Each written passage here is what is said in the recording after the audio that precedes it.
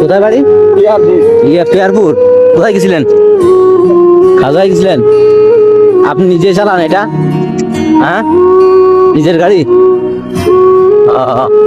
আপনি ইনকাম করেন? আপনি নিজেই ইনকাম করেন, আর কে করেন নাকি? আপনি নিজেই করেন?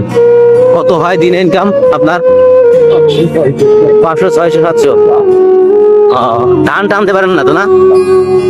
কারণ আপনি তো লোড দিতে পারেন না। ও, ধান বেচতে হবে। তা উঠবেন কেমনে? আপনার তো বয়স কমায় নাই। বয়স কত হয়েছে?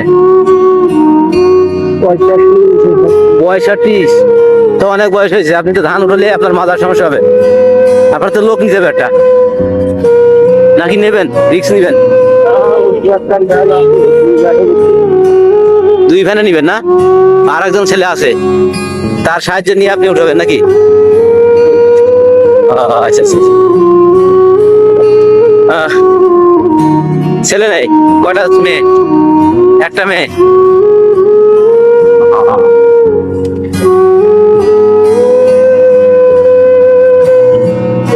অঞ্চলে আসলে সবাই এই ভ্যান থেকেই চলার চেষ্টা করে, বেশিরভাগ এই রাস্তায় হাইওয়েতে চলে।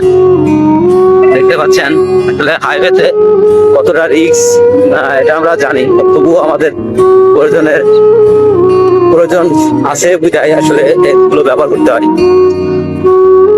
আর এগুলো আসলে গ্রামগঞ্জের যে রাস্তাগুলো আছে ভিতর দিয়ে, সেগুলোতে চলাই উত্তম। কারণ হাই স্পিডের গাড়ির ভিতরে এই ছোট গাড়িগুলো অ্যাক্সিডেন্টের একটি কারণ।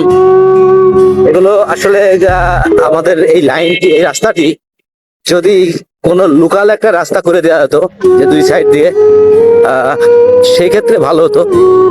লোকাল রাস্তা থাকলে এই ছোট যানবাহনগুলো আসলে চলতে পারতো স্বাভাবিকভাবে।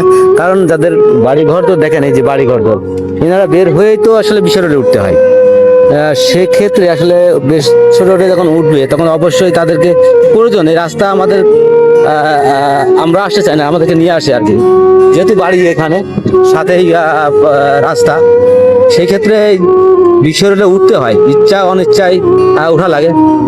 তাই দাবি জানাচ্ছি আসলে লোকাল রোড একটা করা উচিত 2 সাইড দিয়ে, বিশেষ করে রিক্সা, ভ্যান, অটো। এগুলো এখন বন্ধ করার মতো আসলে সুযোগ আছে কিনা আমার জানা নেই।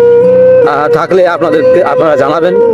কিন্তু আমি চাই যে তাদের যে জীবিকা অর্জনের জন্য যে যানবাহনটি তৈরি করেছে, এগুলো চলুক। সাধারণত না চললে করে খাবে কি? এবং প্রয়োজনের খাতিরে চালালো, প্রয়োজনের খাতিরে কৃষিকাজ করলো, আর বৈধভাবে চললো রাস্তাতে। যদি 2 সাইডে অনেক জায়গা আছে আমাদের এই রাস্তার, চাইলে তারা, সরকার চাইলে এটা লোকাল করে দিতে পারে।